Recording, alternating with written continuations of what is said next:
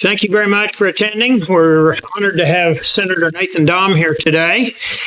He was here last in January with his fiance, who is now his new bride. Yeah, give her a hand. Last January, Nathan got 2 standing ovations, and his mother was with him, and she got 1. Okay. First thing we want to do is have Glenn, if you wouldn't mind. You want to come up here? I got that. Okay. Glenn's going to say our prayer. Tell me that. Heavenly Father, I want to thank you for the beautiful day that we have, all the blessings that you shower upon us. We pray, Father, we'll always remember that you are the source of all the good things that we have. May we always remember we give you honor and praise for all those things. And Father, we pray for organizations that we may support your righteousness, what's right with this country. May we always stand up for what is right, good. May we always be willing to tell others about your will. Father, we want to remember some of our friends and people that we know who are suffering loss this time. Remember Daniel Hill's family, lost his son. Pray that you'll be with them. May they remember your love and your strength. Or remember Sharon Brown. Pray that those people who are suffering at this time, including others that we know, pray that you will be with them, but especially let them know that you love them, you care for them. I pray that your son can. Amen. Joe, could I get you to lead us in the pledge?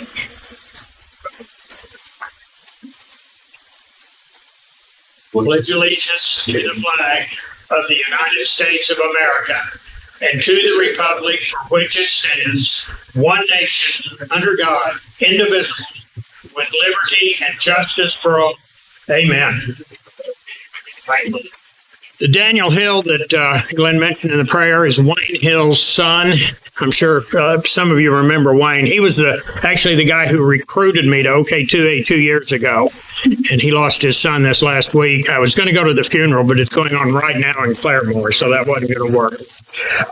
And Sharon Brown, I've dealt with her several times.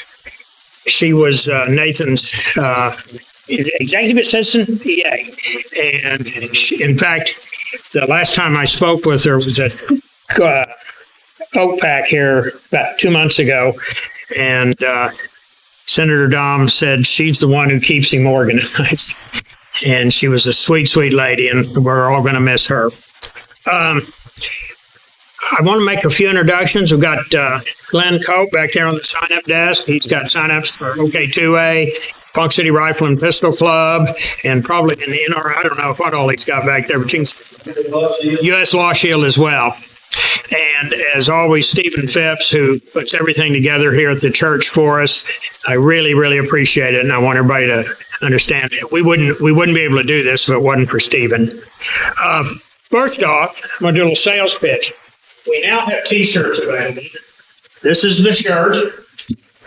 And you can go to our website, which is ok2a.org. Real easy to remember. There's a link right in the middle of the home page that you can click on. It'll take you to the place that's handling the shirt sales for us. So I've had people bugging me for 2 years. We're going to get a shirt. Where can I get a shirt? Now you can get a shirt. Now, I want to mention one thing, and then I'm going to turn the floor over to Nathan. Has anybody in here heard of social emotional learning? Yeah. Folks, you need to put an alarm bell out on that name. Social-emotional learning. So you can do a web search on it, or SEL is how it's abbreviated. The Tonkawa public school system is the first, and as far as I know, so far the only school system in the state that has instituted this program. Folks, this is CRT, Critical Race Theory Light. and they had a meeting. I found out about it the day before the meeting in Tonkawa. They had a meeting for the parents to get educated in it. Me and a couple of friends went. Alfred Wickham and his wife. None of us have children in the school system. There were maybe 12, 14 parents there. We've got like almost 850 students in Tonkawa Public Schools. So that's almost 2,000 potential parents, and we had maybe 12 or so show up. And I was the only one asking probing questions. This is bad news, folks. I asked specifically, so you're going to take time away from, in the classroom, away from teaching English or history or math or whatever, to teach social emotional learning. And our superintendent, Lori Simpson, jumped in and answered, oh, no, we're not going to take time away from those subjects to teach it, but we can overlay those subjects with social emotional learning. And she used as an example, we can be teaching about George Washington, and we can overlay that with social emotional learning. In other words, they're going to take today's twisted moral standards and superimpose them on George Washington 150 years ago. That's as unfair as you can get. So anyway, I just wanted to give a heads up. If you want to get some articles on it, there's several things on YouTube, short videos. Also, Pioneer Institute has done a lot of critical research into this. So if you go to their website, you can get some detailed information on it. But Dan Bongino calls this the 30-front war. And that is exactly what's going on. Every morning when we wake up, they're coming at us from another direction. And we've got to fight them. We've got to fight them 24/7, folks. I'm going to be 74 here on the 3rd of November. So I've got a lot less to worry about than most of you here in this room, because I'm going to be dealing with it for less time. And imagine what kind of world your kids and grandkids are going to have to grow up in if we don't get this fixed, period. That's just it. Okay. As I said, I'm honored to have Senator Nathan Dahm here, folks. First off, he's one of the few in the legislature. Ok2a gives a report card on all legislators. And Senator Dahm is one of the very few in the entire legislature that gets an A++ grade. That's as good as it gets, folks. The bottom end is an F, and we've got a bunch of Fs, and it goes up from there. But A++ is as high a grade as you can get. I don't know. I haven't been in your office, but I bet you got a whole wall of plaques from Ok2a. Yeah. So, folks, he has been foursquare every second on the Second Amendment, on the Constitution, and on our liberties. He's got a track record, and as I said in my flyer, he is our most active and pro-2A person in the legislature. Let's give him a big hand. The Senator Nathan Dahm. Thank you, Terry. Always great to be with Ok2a. Great organization. Great to be working with Don Spencer and you all. Since you mentioned it, yeah, I'll start with a fun story. I do have all of my Ok2a awards for my time up there, on one of my walls. But I have a few other organizations that have given me awards as well. 2A Women, Jan Morgan's group out of Arkansas. I don't know if you know her. Dawn and I went out there one time and she gave us awards. But then also National Association for Gun Rights. I don't know if you know NAGR. I actually went up to Colorado and they gave me an award, but their award actually was a 50 caliber round attached to it. So I was flying back through Colorado and I didn't want to put it in my checked bag because I didn't want to risk, baggage handlers or all that stuff. So I actually had it in my carry-on. I had it in my bag, went through security, the alarm went off, and they pulled my bag out and I'm like, listen, open it up. It's right there. You'll find it. I know what it is. And the guy pulled it out and TSA guy, he's freaking out. I'm like, it's inert. It's hollowed out. It's drilled out. It's fine. He's like, well, I got to go talk to the manager. I'm like, okay, go talk to the manager. So he goes to the manager and shows him it and everything. The manager comes back. He's like, all right, We're going to let you carry it on. Just keep it in your bag. Don't be pulling it out and showing it to everybody. I'm like, yeah, because I was going to walk around like, holding my award, like, hey, everybody, I won an award. So, that one was that's a fun one because it has that 50 cal on it. But I've received a lot of the awards from Ok2a over the years. It's just been a great organization to work with.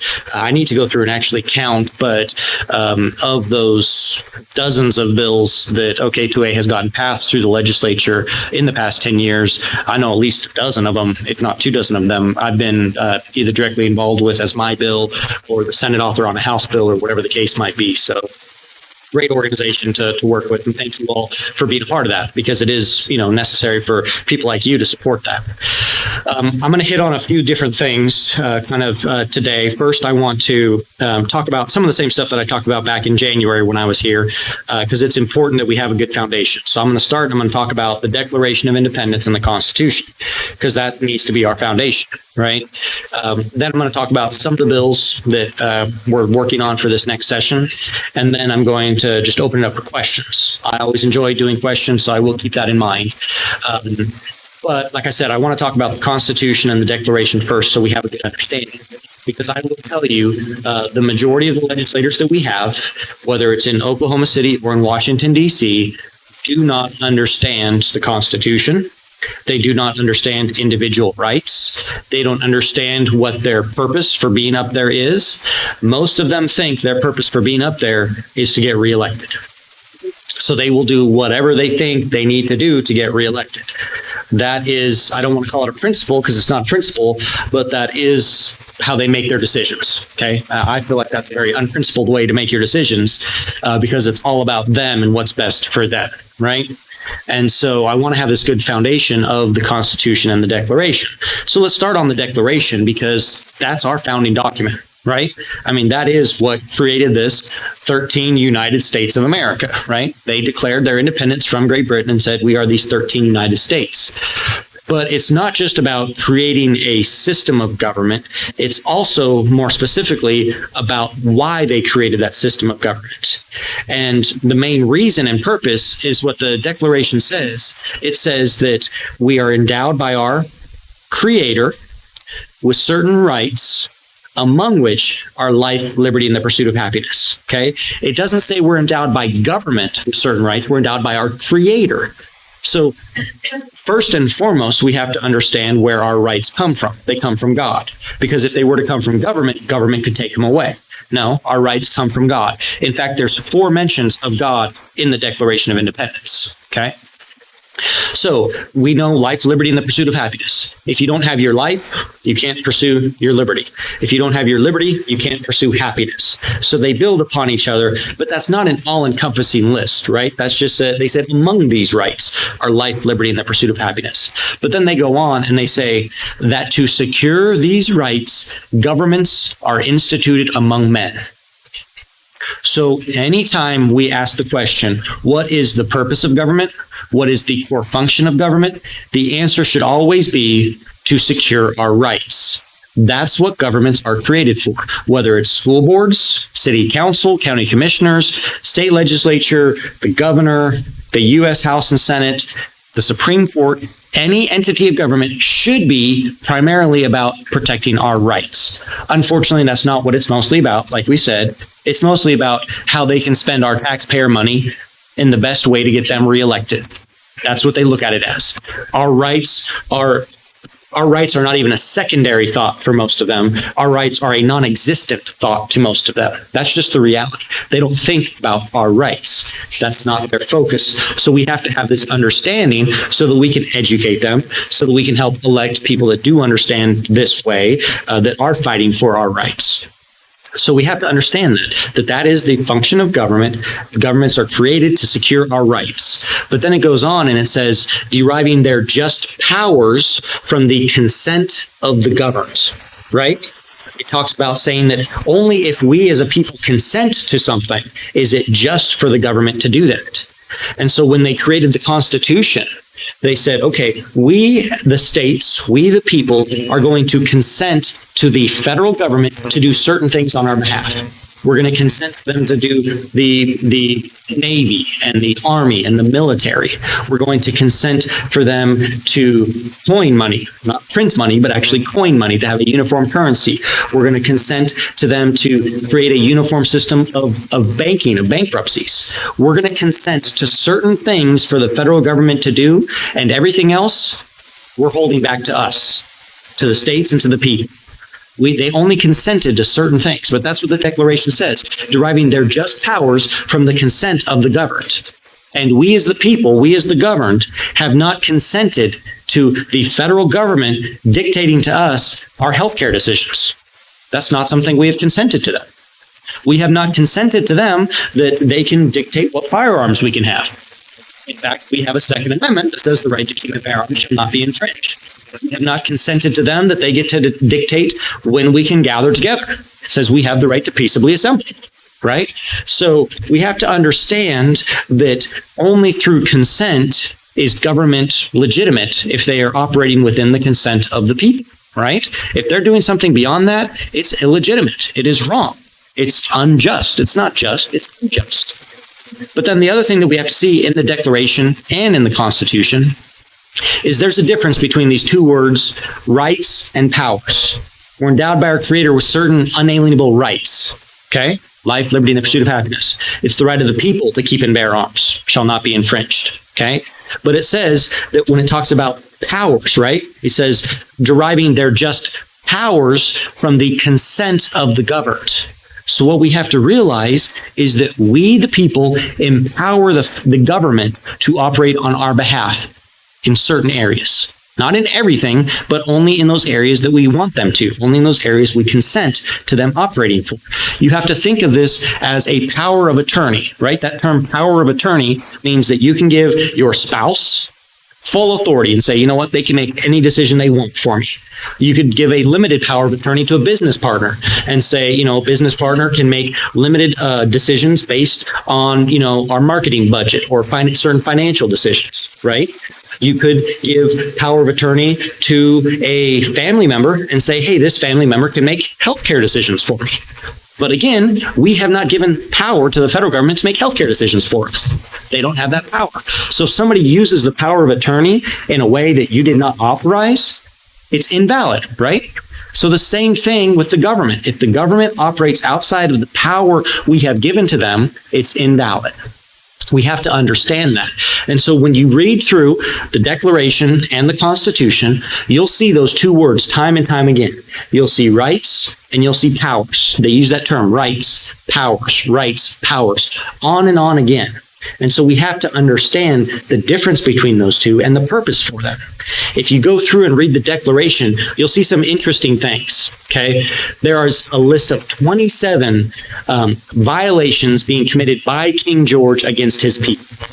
We have to realize that these weren't Americans at this time. They were British, okay? George Washington was British. He was a British citizen, right?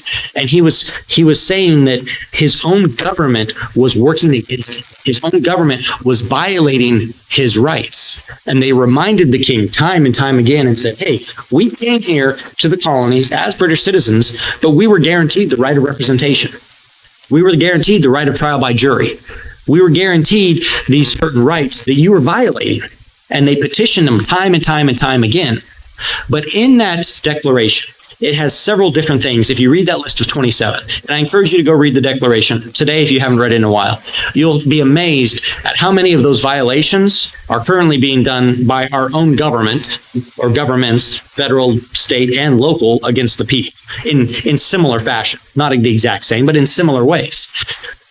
But if you read through that document, you'll see a few different things. One thing that it talks about is that he tried to eliminate the right of representation, okay?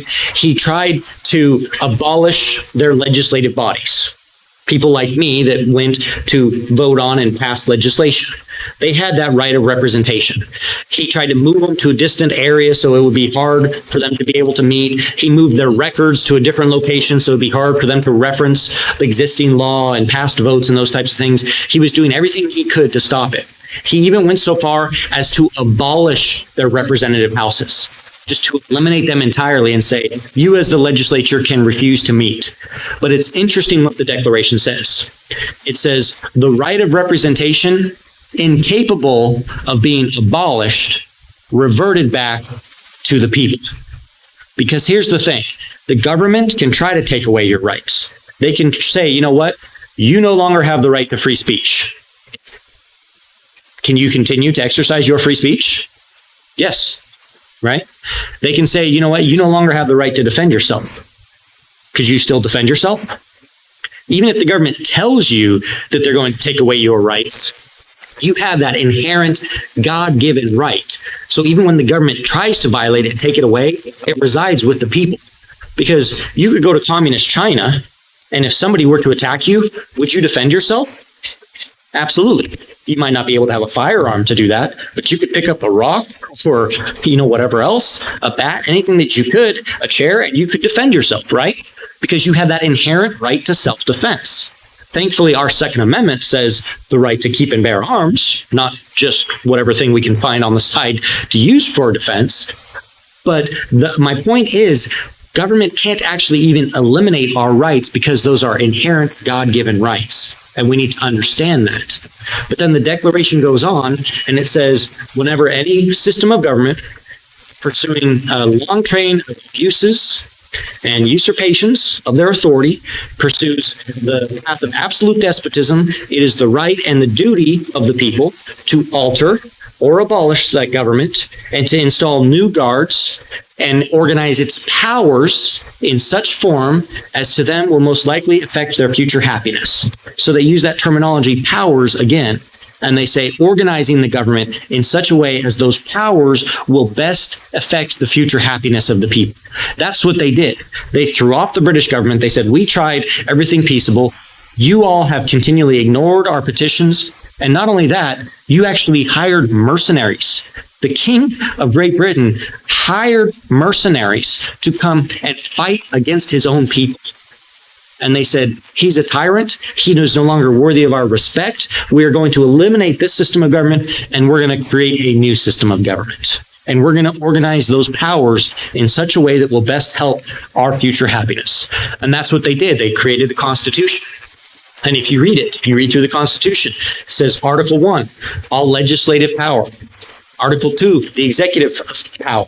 Article 3, the judicial power. They created this structure of government whereby they empowered certain entities to do certain things on our behalf. But here's what's interesting. There's this thing called the 10th Amendment. Have you all heard of the 10th Amendment? Right? Okay. Sometimes we misquote the 10th Amendment or use a wrong phrase or terminology. Sometimes we say we are big proponents of states' rights. Have you said that before? I've said it before, I'll admit. Anybody else here said you're a big proponent of states' rights? Well, here's the thing that we have to understand. States don't have rights. Only individuals have rights. States only have powers. Okay?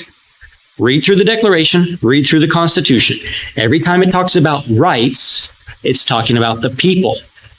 Again, the First Amendment, the people have the right to peaceably assemble. The people have the right to petition their government. The Second Amendment, the people have the right to keep and bear arms. Okay? That's one thing that those on the left cannot understand with the Second Amendment because they say, oh, well, no, it's all just about the state. Because it says a well-regulated militia be necessary to the security of a free state. It does say that, but then there's a comma. A well-regulated militia is necessary for the security of a free state. And then it says, but the right of the people to keep and bear arms shall not be infringed. The right doesn't belong to the state. The right belongs to the people. Only people have rights. Only individuals have rights. Everything else, when it talks about states, it talks about powers. In fact, the 10th Amendment says that. It says all powers not granted to the federal government by this Constitution are reserved to the states or to the people, because that's ultimately where government gets its power. It's from the people. The people can empower the state, the people can empower the federal government, or the people can empower a city or a school board or whatever the case might be, but it's only from the people. That's where the power resides, that's where the rights reside, and it's only if we consent that the governments are able to do these things. So that's what we have to understand, is the difference between rights and powers. But ultimately, they all reside with the people. And it's we, the people, that then give the government power to do certain things on our behalf. And when you read the Constitution, they were supposed to be very limited in the power that they had. They were under something called the Articles of Confederation. If you remember, after the Declaration, they had a confederation, and it wasn't really working because there were certain things that needed to be uniform across the states. And so they said, we're going to change it, and we're going to do a constitution, and we're going to make it much more limited in power and authority for the federal government. And that's what they did. And they adopted the Constitution, but it was supposed to be a document to limit the power of the government. Thomas Jefferson said, bind men down with the chains of the Constitution. It's supposed to be a limiting document. If you read through it, it's not a document to empower the government. It's a document to limit the government and say, hey, this is what you are doing and this alone. Have any of you ever read a contract drafted up by a lawyer? It's all restrictions and everything. You know, you can do this, you can do this, nothing more than this, limited to this, to that. That's what it was. It was limiting the power of the federal government to certain things. Now, I am a big believer in states' powers, in the rights of the individuals. But I will say that the biggest problem I see with the federal government is not that the federal government is the solution. A lot of people look to Washington, D.C. as the solution. I don't believe it is the solution. I believe it is the biggest problem we have. And if we just got the federal government out of the affairs of Oklahoma, if they were just to follow the Constitution, we would solve the majority of these problems. That's the easiest solution, if they just followed the Constitution. Unfortunately, I'm not convinced that most of them up there have even read the Constitution, let alone understood it. And that's a big problem that we have. Not just in D.C., in Oklahoma City as well. Most of them have not read our U.S. or our state constitutions. So they don't have an understanding of it. And even if they had read it, they don't have this understanding of rights. And so that's what I try to encourage people whenever I get the opportunity to speak to these Ok2a groups. Because if you listen to Don Spencer, he will say, Ok2a is not just a gun group. Ok2a is a rights advocacy group. That's what it's about. They will get involved in free speech issues. They will get involved in Fourth Amendment issues. I ran a lot of different bills trying to protect our data, trying to protect us from unreasonable searches and seizures. And Ok2a has been right there with me trying to fight for our rights. Because again, that's a right of the individual, a right of the person to be able to be secure in their persons and their places and their effects. If you think the federal government doesn't understand that, look at Biden's new plan to say that any transaction over $600 in your bank account, the IRS is going to track. No, the Fourth Amendment says we have the right to be secure in our persons, in our homes, in our effects. That includes our bank accounts. They don't get to just look into our bank account anytime they want to. People will often ask me why I'm so passionate about this stuff, because I grew up overseas. My parents were missionaries in Eastern Europe. I've lived in a formerly communist country. I know how bad it can get and how bad it will get because the left wants total, absolute control over our lives. Amen.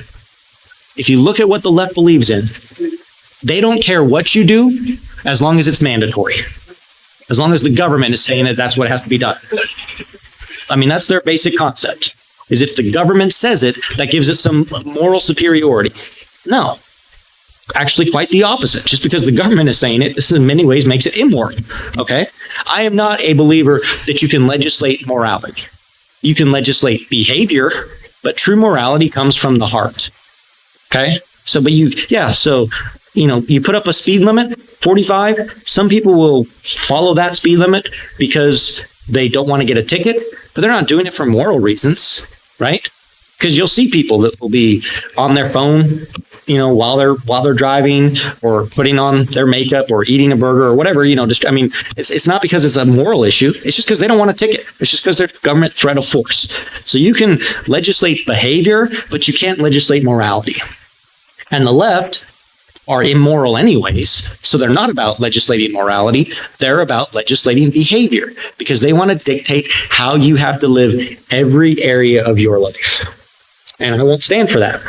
So I've been in these battles. I've been in these fights. I've been working against it. But one of the things that frustrates me to no end, and I know Terry's heard me say this before, I think I said it when I was back here in January, is Republicans especially, and even some conservatives, have this mentality where they say this thing that bugs me. they will say, that's not the hill to die on. Have you heard them say this before? That's not the hill to die on. They say it time and time again.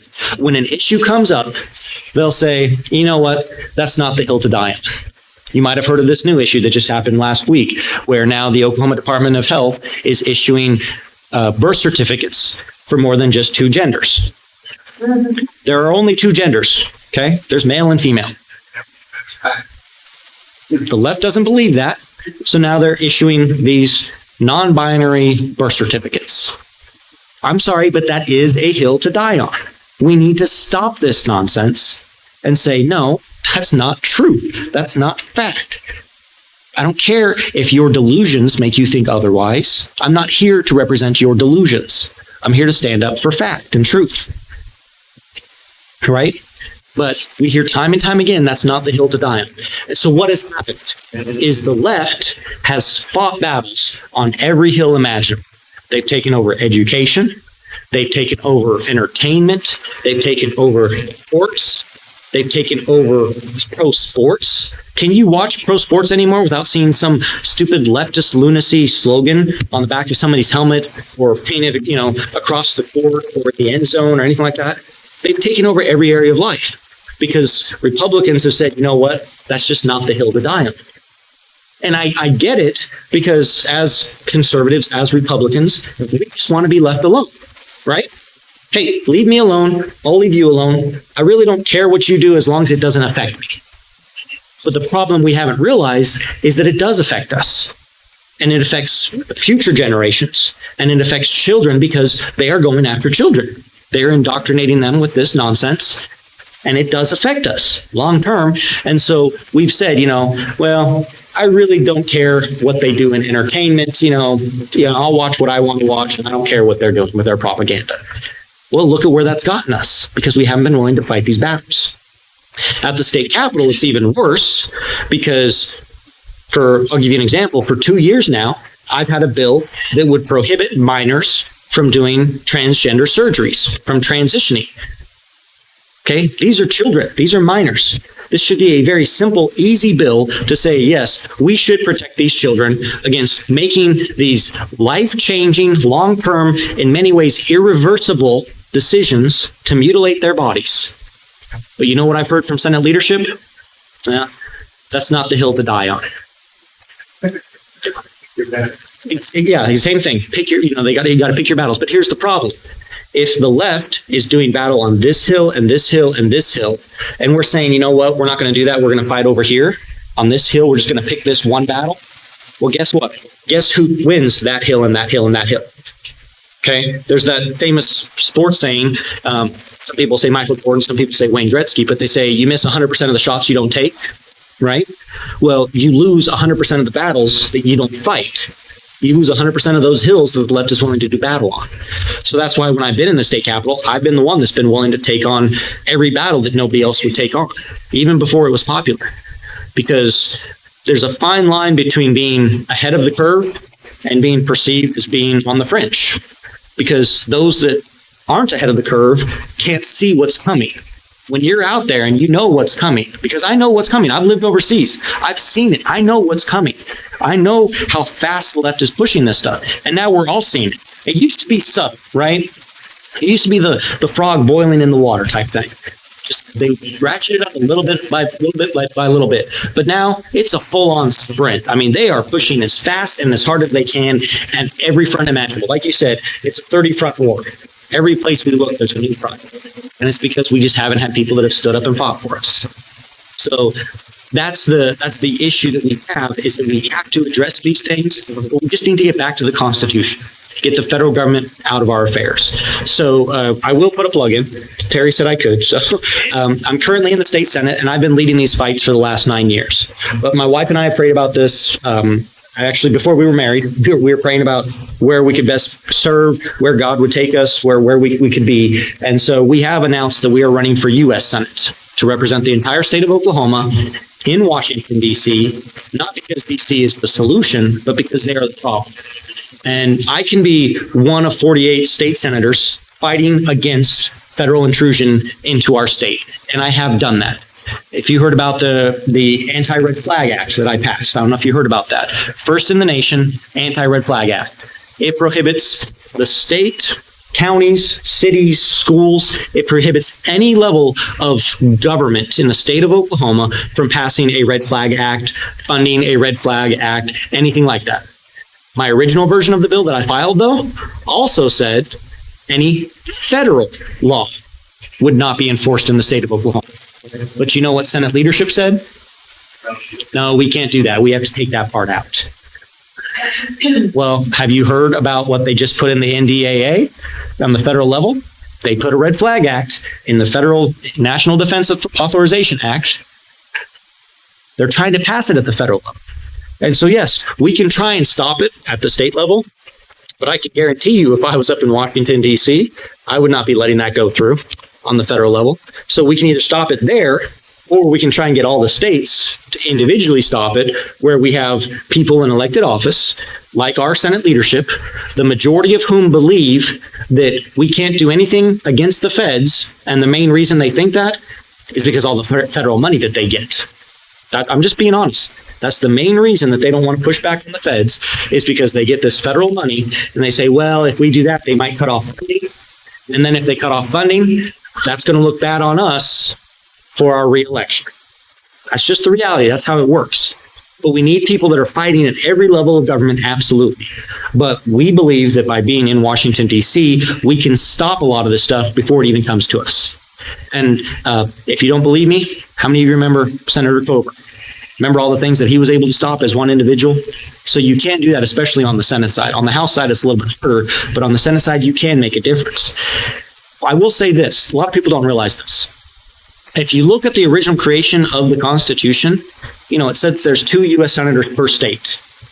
They were originally elected by the state legislators, people like myself. The reason for that is because the Senate was supposed to represent the interest of the states. The House was directly elected by the people because they were supposed to represent the interest of the people. So it was this balancing act, even within the House and the Senate, where you have the House elected every 2 years to go up and represent the people. That's where all bills dealing with finances have to begin. Because if you don't like how your congressman is spending your money, you can yank them 2 years later and you can replace them. But if you look at the Senate, it was supposed to be elected by the legislatures. That's why all treaties have to be approved by the Senate. Because, hey, different treaties might impact Oklahoma different than they will other places. Have you heard of the Paris Accords? That treaty, that stupid green energy nonsense? Is that going to impact Oklahoma? Yes, absolutely. Will it impact these other states that don't have any energy? Not really. So we need to have somebody that represents the states and is fighting for the state in the Senate level. That's the purpose for our U.S. senators, is to fight for and represent the state. Of course, still protecting the rights of the people, because that should be everybody's responsibility. So that's what we're fighting for. That's what we are campaigning for. I will say 3 things that I want to hit on that, and then I'll open it up for questions. So people have asked me, what my main focus will be in Washington, D.C. Well, first and foremost, obviously, you've heard me talk about it enough, so you know where I stand on it. It's going to be about protecting rights. That is going to be my main focus. That's been my focus at the state level. That's going to continue to be my focus. So that's always going to be my focus, whatever level of government I'm in, is protecting individual rights. But there are 3 things that I believe that if we do not address them immediately at the federal level, we will cease to exist as a nation. And those 3 things are basically structural things, okay? It's not talking about protecting individual rights. I'm going to keep fighting for the right of this, to the Second Amendment, to self-defense, the rights of the lives of the unborn. I'm going to continue to fight against federal government intrusion into our bank accounts and those types of things. But there's 3 things that we absolutely have to change. One of which is election integrity. If we do not have secure elections, we can't trust them. So I support a national voter ID. Oklahoma has pretty good elections here. We have some pretty good things we can improve. And I have called for a forensic audit in all 50 states, including in Oklahoma, because we have to have trust in our elections. The left has been pushing this mail-by-ballot stuff because it's easier to cheat. No, we need to make sure that we are making it easier to vote, but harder to cheat. Okay. And so voter ID is paramount as a part of that. And nationally, they can require voter ID for national elections, for president, for Congress, for Senate, for those types of things. They can do that, and they should have done it. Okay. So we have to have election integrity, because if we don't have that, then we can't trust it. I mean, like I said, I grew up over in Eastern Europe. There's that old Soviet idea of, I don't care who votes, I care who counts the votes. And if we don't know who's counting the votes, if we don't know our election is secure, we can't continue as a nation. So that's one of them. A second one, and it actually works together with this, we have to have a secure border. If you don't have a secure border, again, you're not a nation. I mean, we define Oklahoma by our borders, right? It's what separates us literally from Texas and Kansas and Missouri and Arkansas, right? You have to define yourself by your borders. If the United States does not have a secure border, then we are no longer a nation. And that actually ties in with the first part, election integrity, because the reason the left wants open borders is they want people to be flooding across the country to either be future voters, or as they cheat and manipulate elections, they want physical bodies that then they can assign those votes to. That's not made up. That's what they want. That is their plan. So those two go hand in hand. And then the third one is something that not enough people have been talking about, but this is the main reason that I got involved in government in the first place. When I moved back from Romania, it's the out of control spending, the national debt. We talked before about morality and legislating behavior and those types of things and legislating morality. It is immoral what we are doing to future generations. It is absolutely wrong and immoral that every new child born in America today is automatically $75,000 in debt. That is wrong. We cannot keep spending ourselves into oblivion. When I was over in Romania, I use this example. I saw a massive inflation, okay? When we first moved over there, if you had $1 million of their currency, it's called lei, but if you had $1 million of their currency in the bank account, if you'd been saving and you got up to $1 million, you said, you know what, I'm going to withdraw that. I'm going to go buy something of substance. You could go and buy a condo, small home, a really nice luxury vehicle, or a boat, or you could buy something of substance with $1 million of their currency. But if you said, no, you know what, I'm frugal. I'm a fiscal conservative. I'm going to continue to save. So I'm just going to keep that in my savings account. And then maybe in 10 years, maybe then I'll retire and use that money. If you kept $1 million of their currency in your bank account for 10 years, just one decade, so 2011 to now, and went and withdrew that, you could go to a fast food restaurant and you could feed a family of 4. That is all their currency was worth, because they just kept printing up the money. Now we're starting to see some inflation here. Beef's up, 20%? They're saying that fuel and heating costs this winter could go up 50%. We're starting to see inflation. But what inflation is it's a hidden tax. It hurts those that have retired. It hurts those that are saving. It hurts the entire economy. But we're just seeing the tip of the iceberg. When the Federal Reserve was created back in the 1900s, you know why it was created? It was created to stop inflation. You know what the US dollar is worth 100 years after it was created? 3% of what it was worth back then. Yeah, they did a wonderful job, like most things the government does. They were created to stop inflation, and we've had the dollar's lost 97% of its value. Because you used to be able to buy a loaf of bread for a nickel, right? Well, the loaf of bread didn't become more expensive to make. We become more efficient with it. It's just that the dollar has become worthless, or worth much less. So we have to get our spending under control. And I know that's not necessarily a popular thing to talk about, but I will say that I've been encouraged by how many young people have actually been bringing that up to me and mentioning that as I've been talking to them. Young people are very concerned about this. So those 3 things, if we don't get those under control, we will cease to exist as a nation. And the reason I mention those is because those are federal issues. There are certain things we can do at the state level. 2 weeks after the election last November, I called for audits. I filed legislation to change the way we do audits here in Oklahoma.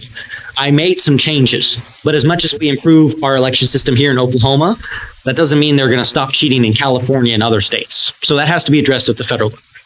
I've introduced and passed legislation dealing with sanctuary cities here in Oklahoma, saying, hey, we will not have sanctuary cities in Oklahoma. We are a state that follows the rule of law, so we will not let illegal immigrants have sanctuary here.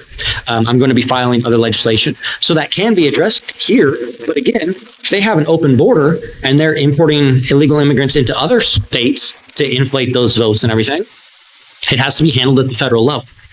On the spending, here in Oklahoma, I have voted against the out-of-control budgets that Republicans have introduced at the state level. I voted against the $500 million tax increase that Republicans introduced here in Oklahoma that was unnecessary. So I've done it, but again, the main problem is up in Washington, D.C. So I've done things on those three as much as I can at the state level, but it's going to have to be addressed at the federal. So those are the three main things that I'm going to be focusing on. But as everybody knows, I will fight every battle that nobody else is taking on. And I think that's what people want. And people have asked me, what's the difference between myself and the other candidates in the race? And it's very simple. Everyone in Oklahoma campaigns as a conservative. Every Republican does that, right? They all claim to be conservatives. They all claim to be constitutionalists now. That's more of the popular phrase. They all claim to be Christians. They all make these claims. Everybody campaigns that same way. But how many of them, when they get elected, go to the state capitol or go to the U.S. Capitol and vote conservative? I mean, 5%, if we're being generous. The vast majority, 95% of them, don't stick with their campaign promises because talk is cheap. It's easy to be a campaign conservative and say you're going to do these things. It's a whole lot harder when you're up there and leadership is telling you, hey, you will vote for this tax increase or you will face repercussions. Because I saw several people that voted no the first time against tax increases. But then leadership came and said, hey, you will vote for this tax increase or you will face repercussions. And they caved to the pressure and they voted for it. But you know what? I never did. I have never caved to the pressure at the Capitol because I know what's at stake. I have kept true to every campaign promise I have made. And I haven't just said, hey, I'm a supporter of the Second Amendment. I've advanced our Second Amendment rights here in Oklahoma. I haven't just said, hey, I'm going to vote for the pro-life legislation to protect the lives of the unborn. I've passed legislation to protect the lives of the unborn. So that's the difference between me and the other candidates is I've proven it. And I'm sorry, but we need somebody with the backbone to go up to Washington, D.C. to stand in the face of Chuck Schumer and Mitch McConnell and say, no, I'm not going to vote for out-of-control spending. No, I'm not going to vote for amnesty. No, I'm not going to vote for this power grab that the left is trying to do to change our election laws to force everybody to go to mail-in ballots or whatever leftist scheme they're pushing. We need somebody with that backbone. And I've proven that I don't just walk the walk. I don't just talk the talk. I actually fight the fight. And I feel like that's what people want is a proven fighter that will go up there and represent that. So I will ask for your support. It is a statewide race, so everyone here in Oklahoma will be able to vote for me. I would ask that you would share with at least 10 other people, let them know about the campaign. My wife is actually going to hand out donation forms. If you can donate something today, I would appreciate that. I am a fiscal conservative, so I will stretch every penny as far as I can. I was talking to one lady who donated very generously and been a supporter for years. She's a sweet lady, but she told me that she doesn't just say that she stretches every penny. What she says is she pinches that nickel until the buffalo farts. So I will, be very fiscally responsible with that. And I will say, some people might be able to make the max donation of $2,900. That is a lot of money. But, they won't put our ads on the TV and on the radio just because I'm a nice guy, because I'm a conservative. In fact, they're less likely to do that for me, right? They want money. They're not just going to say, hey, I'm going to do it because you have the grassroots support. They want money. So it does take money for a campaign. So yes, if you can donate a large amount, I appreciate that. But the other thing is, every dollar adds up. If you can even do $5, I promise you I will appreciate that. I will be cool with that as well. This is not a campaign just of big high-end donors. This is a campaign of the grassroots and of the people. So whatever you could donate, I will ask On that form, it says something that I have often said over the years. When we started talking about the Declaration of Independence, and when the founders signed that declaration, they were basically signing their death warrants. They were committing an act of treason. Now, it was against a government that had already committed treason against them, right? But if they had been caught, they would have been tried and executed for committing treason against their government. They knew what they were signing when they signed that pledge. But what they said is, with a firm reliance on divine providence, that was their final reference to Almighty God. With a firm reliance upon divine providence, we mutually pledge to each other our lives, our fortunes, and our sacred honor. I have already given of my life in service to the people of Oklahoma in fighting these battles. I am going to continue to fight. As long as I have breath in my lungs, I'm going to continue to fight for the people. So I do pledge my life to you to continue to serve in this capacity. I've given of my honor. I've proven that I am honorable, that I do what I say I'm going to do, that I'm going to fight the battles that I'm going to fight. But it also says pledge of our fortunes. I could make a whole lot more money being in the private sector, but that's not what I'm about. I want to serve the people of Oklahoma. I have invested of my own money into this campaign, but I'm asking if you all would join in that capacity as well. If you would give of your fortune. Okay, if you don't have a fortune, of your finances. All right, I don't have a fortune either, but if you would give of your fortune, if you would give some of your life to this campaign, the election's in June. If you can volunteer, if you could put out signs, if you could spread the word, we can all do that. But whatever you could do in joining with me, you all, I believe, are honorable people as well. So you can put your name next to mine and say, hey, this is the guy that I'm supporting. Here's why. And you can tell your family and friends and people that you know. So I would ask you to do that. That is my ask for the campaign. I do want to have time for questions, but I want to do one other thing real quick, Terry, if I can. And Terry said we could go till 1:30. So, and I have to leave, what I say, 2 o'clock. I got to get back to Tulsa for another event. But I will say this also.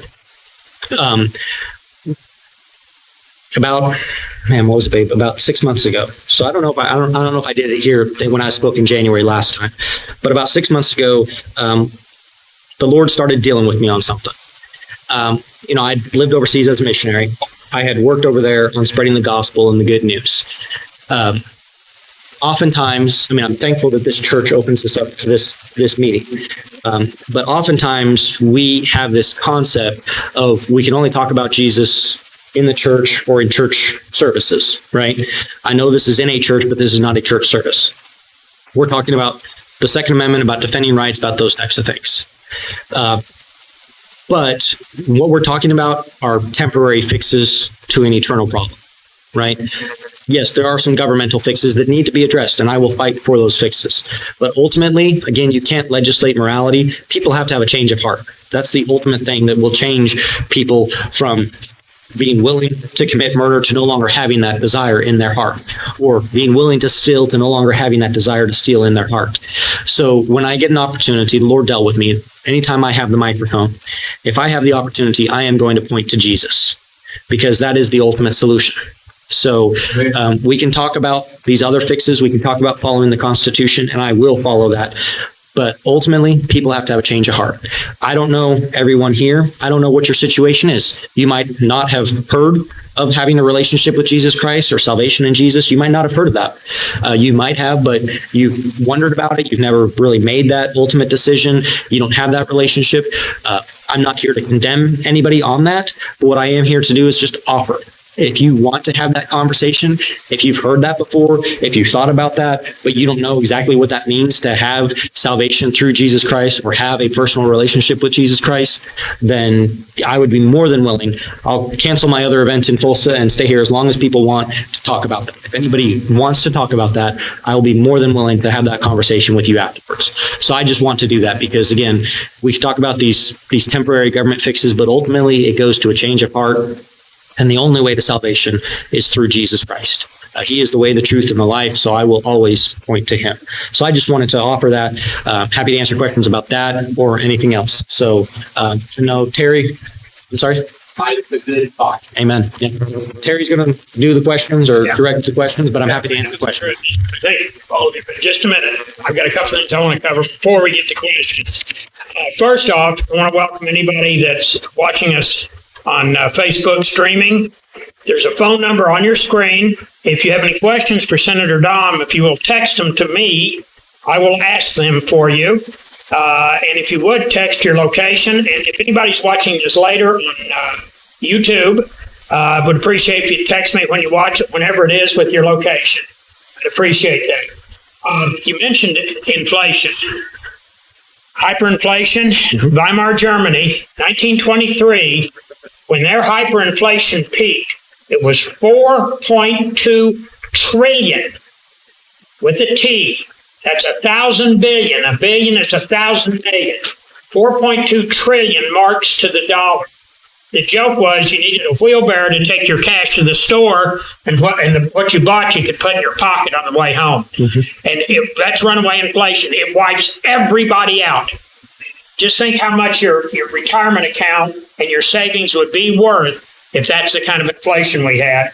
The Denver Accord, look that up, folks. This is the West Major Plan for nationwide plan for gun control, Denver Accord. And you mentioned the signing of the Declaration. Maybe my favorite quote was Ben Franklin after they signed it. He said, "Gentlemen, now we must hang together, or we surely will hang separately." This is the world we're living in right now, folks. We need to be organized. Our enemies are organized. And I want to welcome Brian Hobbs. Brian is he is the field director of operations for the Oklahoma GOP, reports directly to Chairman Bennett, our new and fantastic chairman of our state GOP. And he was just appointed vice chair with Sean Roberts in a voter integrity commission that they're putting together right now.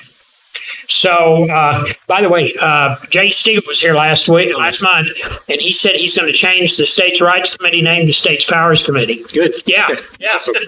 Brian, did you have something you had to say? Well, I mean, it's a great opportunity to ask, like, be part Of course, absolutely. All right. Yeah, it's worth the drive. Okay, everybody knows the drill. I think on questions, raise your hand. I'll call on you. What I'm going to do it a little different this time. Usually you get one question and then I'll come back for a follow-up. I'll allow anybody a question and a follow-up. I will, if as it rotates through, I'll be glad to come back with you if you have other questions. But let's stay organized and let's show Senator Dahm that K County has got their act together. Okay, questions? like you. See, sure to help them. But in America, there'll be people coming up around. And then we put them on put them on this, and then that's what we then take it up there. And that's what they don't make it go. I don't get it, but people just prove to me in California, when they kind of pick up this deal with that government out there, but they go back to crowd. The voting system. People are getting run over. Did you have a question? Was that it? Yeah. Oh, okay. How do we what? how do we find it? Every chance we can. I mean, we are dealing with literal commies. I mean, that's Yeah. the fact of it. I mean, this is an ideology. There are people that are true communists, not just socialists, but true communists, that they are trying to infiltrate every level of society. And so we have to push back. We can't just lay it over. And here's the thing. I mentioned before that as Republicans, as conservatives, we just want to be left alone. Okay. You can't leave me alone your way into defeating communism. You have to fight back. You have to fight back to the point to where they realize, okay, I have to leave that person alone. I mean, think of the most annoying person in the world that you know that would, maybe a sibling or whatever saying, hey, I'm not touching you. I'm not touching you. I'm not touching you. That type of thing, just getting right up to that line. But these people are literally trying to take over area of our lives. They're going to have to be pushed and put in their place. And then they will back off. But that's the way. I mean, it actually is going to have to be that we're going to have to put them in their place, whether that's legislatively or whatever, but we're going to have to put them in their place. Gary? Nathan, first, thanks for running. We need to replace Lincoln. He's not done the job in which he hired him. And I want to say thanks for that. Thank you. But my question is centered around the what's going on in Oklahoma right now? We have illegal aliens being registered and offered up to INS to be deported, and INS saying just having to beat them because one of them and we as a state, as me as a citizen, if I do something illegal, I pay the fine. Yeah. These individuals are released out into the state and into the U.S. itself, and they're not having to pay a fine. In fact, they're making money, making cash, and sending it to their home country, and without paying these taxes. Why aren't we doing something to make them accountable at the local level if they are caught, and if they're going to be released, they should at least pay some price, whereas we as citizens always do. So that's what we worked on the sanctuary city bill, to say that they could not just release them if there was a INS detainer put on them. Because that's what we were seeing. We were seeing the former sheriff of Oklahoma County was saying that he wasn't going to follow any federal detainers or whatever. He was just going to release them. So we put it in place now that they have to do that. Unfortunately, with a lot of these bills, we will pass it, but there's not necessarily an enforcement mechanism. So then it just falls on the Attorney General to enforce it, and the Attorney General is swamped with every issue out there because our leadership won't let us put in any sort of teeth of a way to say, hey, if you violate this, that is dereliction of duty, and you will be removed from office. Because I guarantee you county sheriffs and these mayors and other people won't be doing it if they lose their position. So that's what we need to do, is we need to try and strengthen some of these things to fight against it. I also have another bill that I'm going to be introducing it's not public yet. I'll post it on my social media. So if you follow me on my social media, you'll see it. But other ways to just stop these illegal immigrants, I'll be honest, I call them law-breaking foreigners because that's what they are. They're not immigrants. They're law-breaking foreigners. We can stop them from even coming into the state of Oklahoma. But you're right. We all have to have insurance. And if we get in an accident, we have to have insurance. If not, we're going to get arrested. They can drive around without insurance. And if they get in an accident, well, they just get released. It's this double standard, and you can't have these two different systems of law, this no law, for two different entities. It doesn't work. We have to be a nation of laws. So we are working on some of those things, and we did strengthen it with last year with the bill, but we need to strengthen it. Yeah. Next question. Yes, you did a very good job. However, why can't we have classes in elementary school all the way through, even in college, that actually teach it and think so we can keep the rules being. I think there's some of we change the need of the story to be of agenda. And so there's some kind of legislation that we cannot do that. Great question. I promise I did not plant that question. He came up with it on his own. Okay. So I filed one bill. Have any of you heard of Hillsdale College? Yes. Out of Michigan. So a conservative organization. They have great classes on the Constitution. I have been in talks with them since last year and tried to get it through this previous legislative session and didn't have time. But I filed a new bill on Constitution Day, September 17th this year. I filed a bill that they are going to offer their Constitution free of charge to every junior in the state of Oklahoma for 4 years as a pilot program. So we're going to test it out, try to get that in there so that the students can use that. They can study the Constitution, they can get course credit for it, and then after the 4 years, we'll see. They might continue to offer it for free. The state of Oklahoma might have to start paying for it. That's something we should pay for. We're going to be paying for education. So we need to teach our kids the Constitution. But another bill that I'm going to introduce, I haven't introduced it yet, is going to require that every high schooler read the entire Constitution and the entire Declaration every year in high school. That they have to read in their entirety. That once during high school, they have to read The Law by Frederick Bastiat. Once during high school, they have to read at least some of the Federalist Papers and the Anti-Federalist Papers. And then also once during high school, they have to read the New England Primer. Have any of you heard of the New England Primer from 1777? That's what our founding fathers learned. That's how they taught their children to read. That's how they learned to read. It's a historical document. There are those that are going to be upset, that are going to say it's a violation of separation of church and state. Separation of church and state is not constitutional anyways, but there's going to be those that are going to be upset about it and say, we can't do this because the founding fathers, the way that they taught their children to read was with scripture, with biblical passages. When they learned the alphabet, they learned A is for Adam, what they learn the 10 Commandments. And so the New England Primer has a lot of those types of things in it. So that is something, it's a historical document. So the, Alliance Against Religion is going to come out against it and be opposed to it, but it's an entirely historical document that I'm going to require our students to read that also. So there are things like that that I'm looking. Yeah. Hey, I'm much relieved to hear that it's going to be a Hillsdale College taught course. The first thing I thought of is, do we want, I was a kid, they were teachers, now they're educators. Do we want the average educator instructing kids on the Constitution? Because they're going to twist it as they teach it. So Hillsdale College, you can get that course online for free through their website, and it's well worth your time. Just a second. Jim, you're next, and then you're up, Charlie. Go ahead, Jim. This course is, it sounds like it's only the federal Constitution. Do you have any plans to teach the Oklahoma Constitution? Okay, so the Oklahoma Constitution is 150 plus pages long. When it was passed, it was the largest governing document in the world. There are some good things in the Oklahoma Constitution, but there are some terrible things in the Oklahoma Constitution as well. For instance, our Second Amendment, our version of the Second Amendment in the Oklahoma Constitution says basically the right of the people to keep and bear arms shall not be infringed, provided nothing in this shall stop the legislature from regulating the carrying of firearms. So it says it can't. It says it can't. Weapons. Yeah, carrying weapons. It says it can't be infringed unless the legislature infringes on it, basically. So it's crazy. I will say, so no, I don't have any plans on teaching or requiring our students to read the Oklahoma Constitution. I have thought of the idea of we require our legislators to read the Constitution once they get elected. Some sort of requirement on that. But the other thing is our Oklahoma Constitution does require every 20 years, we're supposed to send to a vote of the people if they want to have a state constitutional convention. I'm pretty sure I mentioned this in January when I was here. Yeah. We've only sent it to a vote of the people twice since statehood.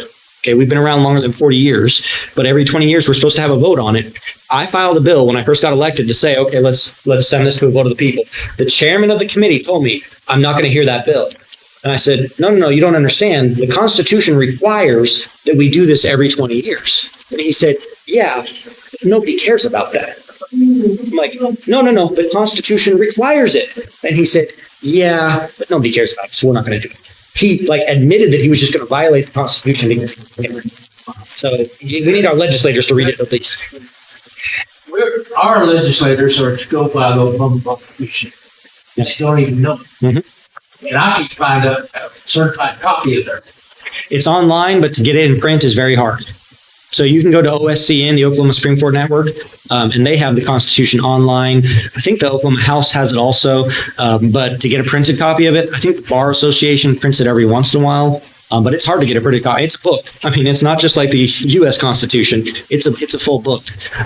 So yeah, I agree that they need to read it, but I might be one of a dozen legislators that have actually read the entire Oklahoma Constitution. That's two. I'll come back to you, Jim. Charlie, you're up next. Yeah, this is what we said here. I'm BLN, Water Democratic Party, Republican Party, and certainly it's accomplished. And with all kinds of the basis of Abraham Lincoln. That's where all this started. And that's what we're trying to build. And so I don't understand why you want to get the federal government in voter ID. And you just talked about consent of the government. There's the very good state, which is very self-here Republicans and Democrats talk about. Mm-hmm.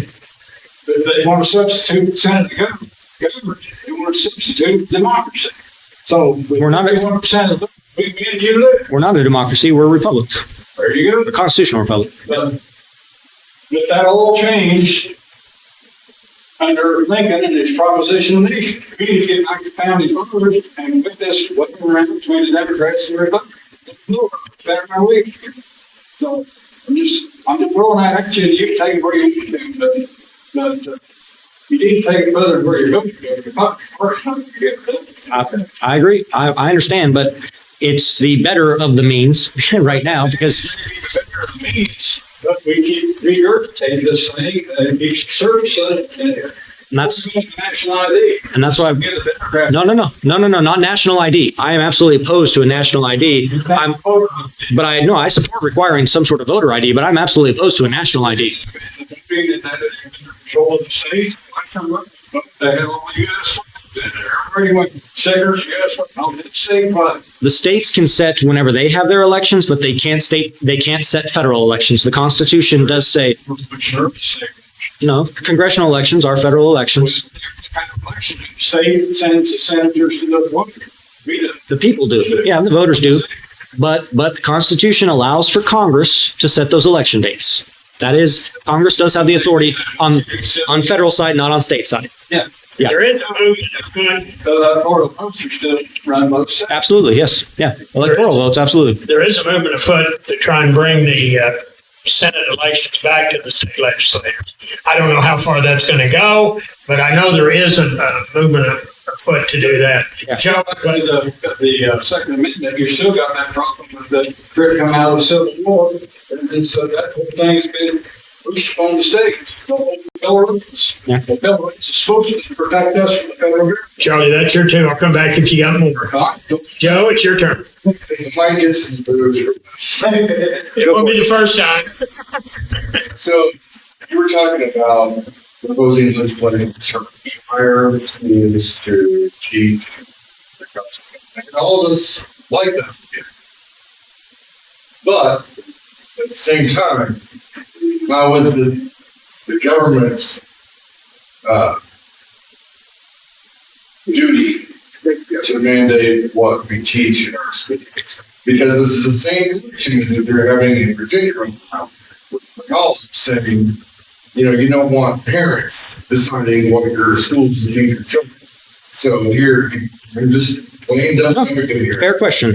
On the federal level, there is absolutely no constitutional authority for the federal government to be involved in education. I 100% support abolishing the Federal Department of Education. Absolutely, fully support eliminating that. On the state level, however, we do have a state constitution that was voted in by the people, and it does have for a public school system. Now, a lot of people don't realize this, but it actually says that we have to provide school for ages 8 to 16, 4 months out of the year. That's what's required. Okay. We provide a whole lot more than that. So when people say that we're underfunding education or not funding enough, we fund education a whole lot more than is required, because it also says that we're supposed to fund it $53 per student per year. Now, a lot of people will think, oh, well, that was back in 1907. $53 was nothing. No. That was passed by a vote of the people in the 1980s, saying that we had to pay $53 per student. Okay, so we fund education a whole lot more. So yes, so at the state level, there is a constitutional authority for providing education. I am a huge proponent of parental rights. I fully support an education savings account so that the money follows the child. And if the parent wants to take their student and move them to a different public school district, charter school district, private school district, homeschool them, tutor them, whatever, that money should go with the parent. Absolutely. I would fully support that. But within the situation that we're in right now, where 90+% of students are being educated in Oklahoma public schools, I will fully admit that, yes, we shouldn't, they should not be learning these leftist failed ideologies. They should be learning core principles, including the Constitution. I would much prefer that we just get back to teaching them arithmetic and, the 3 R's, reading, writing, and arithmetic. That should be more of the focus. But that goes to what Terry was saying at the beginning, the social emotional learning and all these other things that we're getting off on. Yeah, we don't need to be doing that. But teaching them the Constitution as a required course, I don't have a problem with that, because that is something that they should understand to be good citizens. For instance, I'll give another example, and some of you might disagree with this, but we proposed a bill. I had started it. A different senator actually got it passed this year. I started it like 5 or 6 years ago. That requires every high school student, when they graduate, before they can graduate, they have to pass the U.S. citizenship test.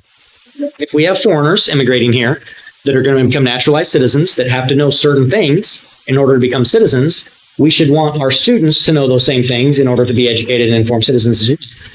So, some people say, well, should the government be forcing that?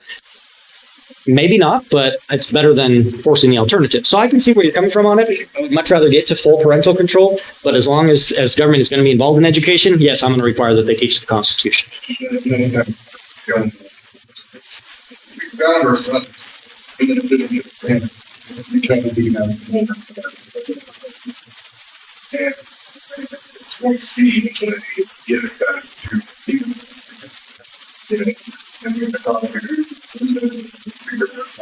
Jay Steele, Representative Jay Steele. Is there any way or any reason whatsoever this? I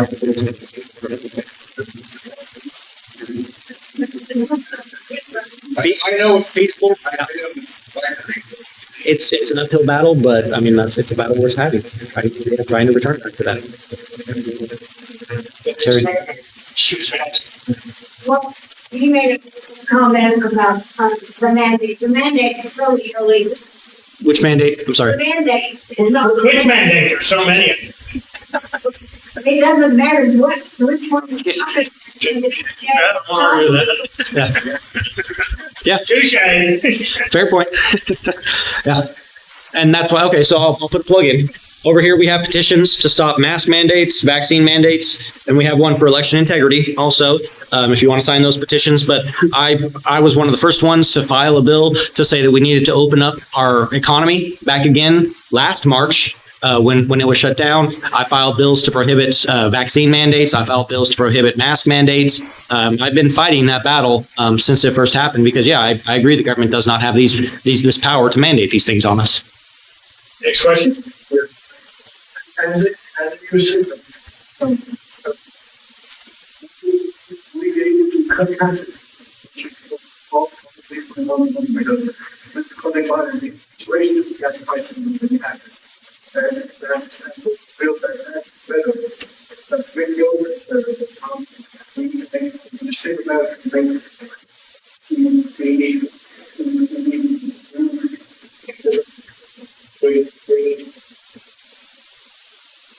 To lower our taxes.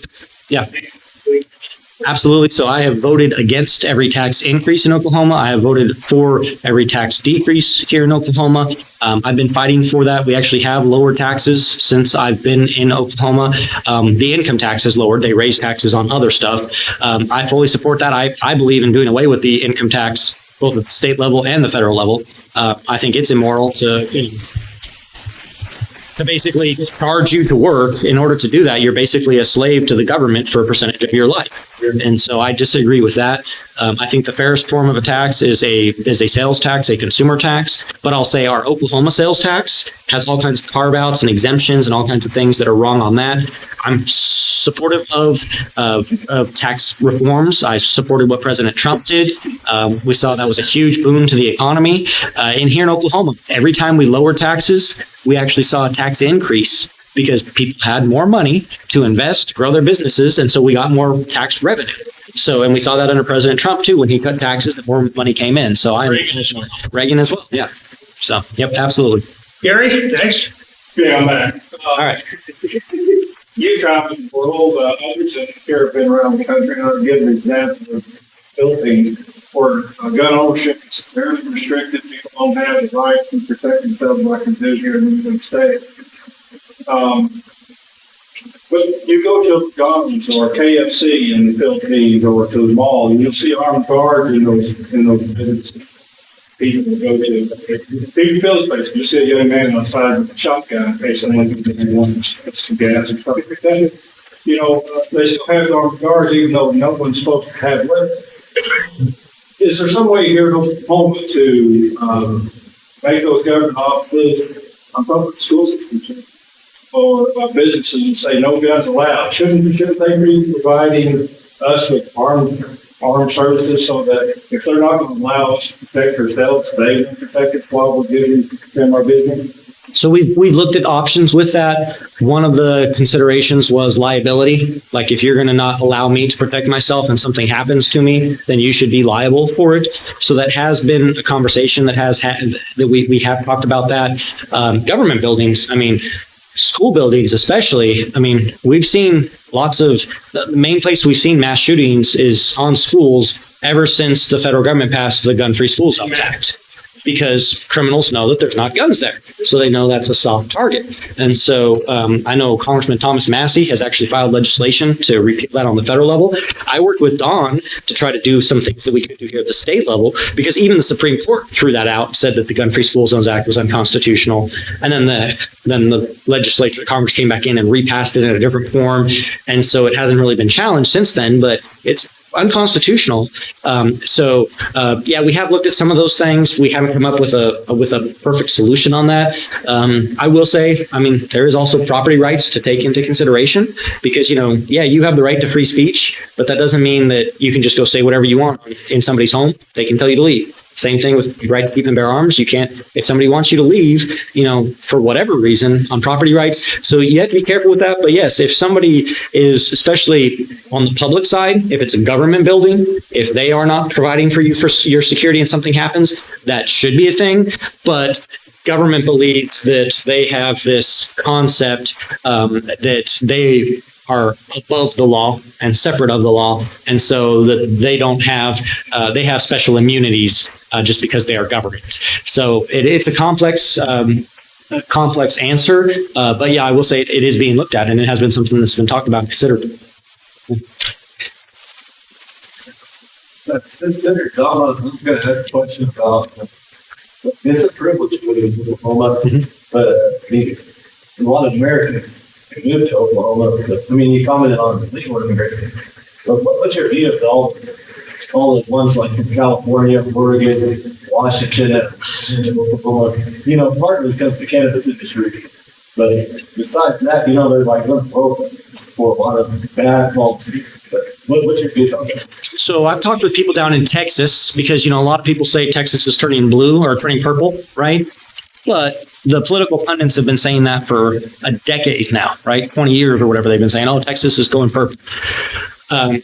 I haven't personally verified this, but I've talked to people down in Texas that have told me that polling and research that has been done in Texas has found out that people that have left Texas or left other states and moved to Texas, left California, left other places to move to Texas, they aren't voting Democrat, they're voting Republican because they see all the problems from Texas. Now, that's not all of them. I mean, you're going to have some leftists that still keep bringing their stupid ideology with them, that they can't see that they caused their problem and they're going to continue to cause that problem if they keep voting the same way. It's Einstein's very definition of insanity. They keep doing the same thing, expecting different results, right? So some of them are still that way, but the majority of them that are moving to those other states don't have those leftist liberal ideologies. The biggest problem in Texas was the young people that grew up in Texas that didn't know any better because they didn't live in the failed state of California or Oregon or other places, right? And so they didn't know any better. So that is one reason why I want to make sure they're educated, not just in the Constitution. I want our kids to be required to know about the failures of communism. I want them to learn those things so that they know, so when they become of voting age, that they understand it. So it's not necessarily the biggest issue of the people moving from out of state. It's more that we need to make sure that our young people aren't getting this indoctrination. So yeah, I'm not as concerned about it as other people might be. I know there was a state rep who, I don't think he filed the bill, but he talked about the bill of requiring people to have residency here for like 20 years before they could vote. Or paying taxes for a certain number of years before they could vote, or some things like that. I don't know that would ever go anywhere, but there are some things like that being discussed. But I don't have as big of a concern about those legal immigrants from other states, other Americans moving into Oklahoma. I'm not as concerned about that. It's good news from Texas. I hadn't heard that. Yeah. I was praying that they would wake up and rather than drag their problems there. The reason they got it. Yasmin, would you please stand up? And before you ask your question, I was going to, no, stand up. I was going to have you stand up so I could introduce you anyway. Senator Dahm, this is Yasmin Williams. She's Gary's boss, and she is the world-class master tailor we haven't talked about, custom sewing. Awesome. And she and I are setting up a new group. They're going to have their first meeting at noon next Saturday at the First National Bank building at the Heritage Room, the west-facing door of the parking lot. There's going to be free Filipino food. And this is an organization to bring, it's Phil-Am of Mid-America, and it's to bring in Philippine Americans. A lot of them are Filipinas because they came to America because they married an American serviceman. And she was involved in something like this when she lived in the D.C. area in Maryland. And they had 500 people a month showing up at their meetings. Wow. That's awesome.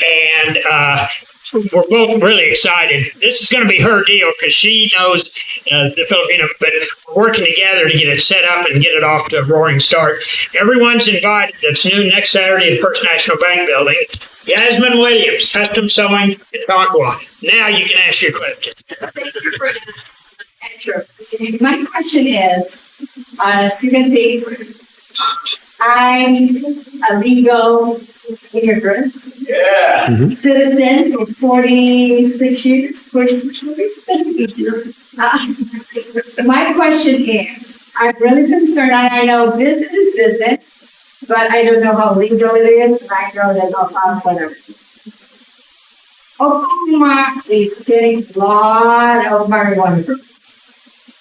I can understand that, you have to make money. But how legal it is, I don't know. Does Oklahoma, the legislators, are doing something like that? So, two things on that, on the marijuana. One of the biggest concerns right now is that the Chinese are coming in and buying up property and doing these grow farms, sometimes legally, sometimes not. There's a lot of questions on that. So I worked with Senator Bullard on that. Our law says that they're not supposed to be able to buy. Foreigners aren't supposed to be able to buy property here in Oklahoma, but what they're doing is they're finding an Oklahoman and they're doing it through that, well, through a company, setting up an LLC with that person or whatever. So we're looking at how we can tighten that law and strengthen it more. So that's one thing. But then also we have looked at enforcement to try to increase the OMMA and their enforcement arm of that so that they can be investigating that and looking at that. When medical marijuana was passed, and was that 3 years ago now? 18? Yeah, it was 18. We've had to make several changes to the law since then, so it's continually being changed, different things. Some of it has been positive changes, some of it have been negative, but I've talked with people in other states that have had full recreational marijuana, that have had medical marijuana. Even like people in California, or Colorado, they were one of the first states to actually pass recreational. And they said that it's always going to be an issue. We're going to be changing the law and adjusting it every year. Nobody has found a perfect system for that right now. So it's being worked on, but I can't say that there's a perfect solution to it at all. Say do something about it, because I know it firsthand. Yes. If I can do it legal, please do it. When we make a mistake and we go to Oklahoma Produce Board to be, that's our mistake. Okay, we have time for one more question. Who's going to be? Okay, Melvin, who would have guessed? When you spoke, Yeah.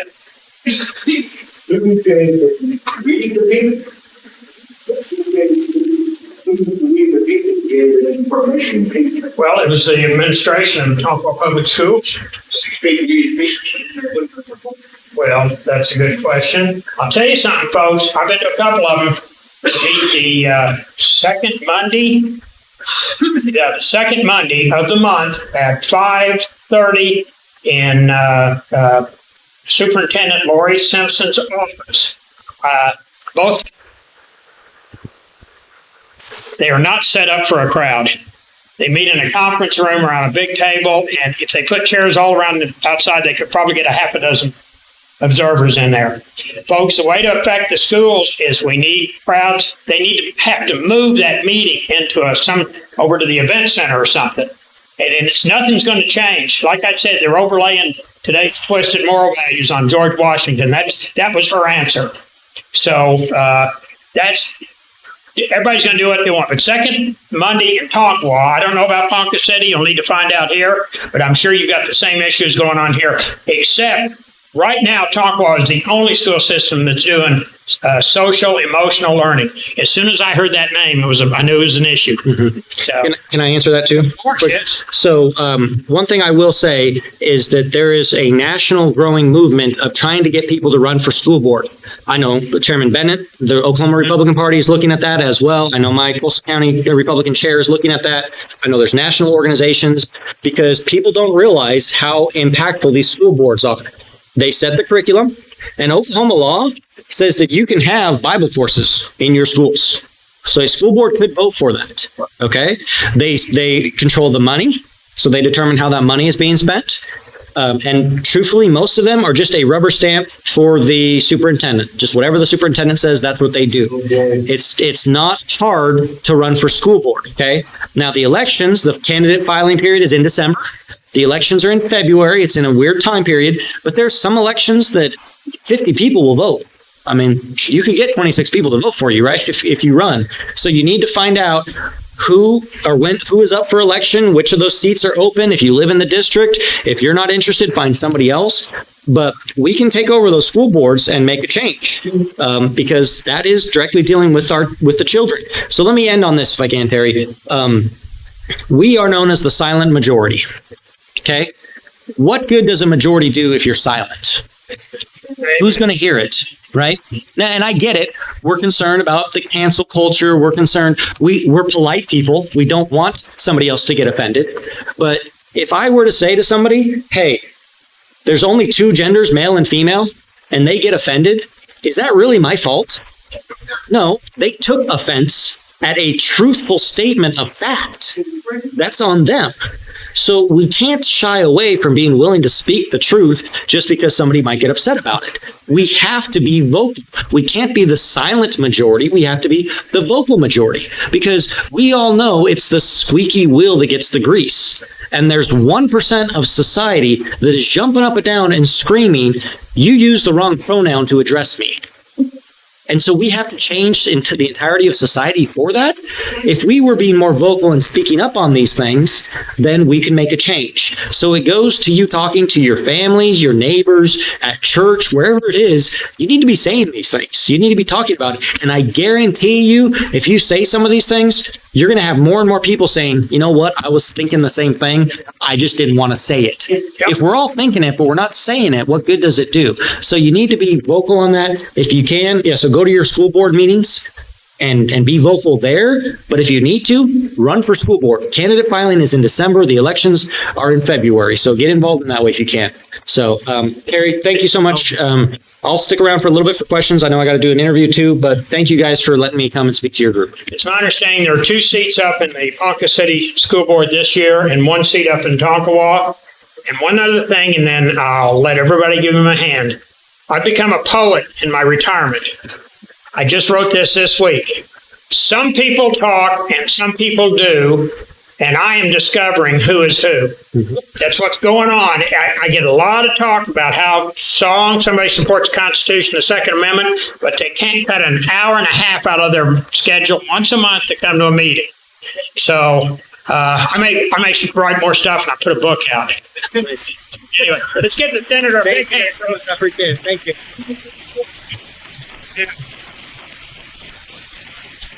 Petitions over there. We have some other flyers in the back. And I will make one more plug for donations. Any donations today, give them to my wife. She can handle the money, all right?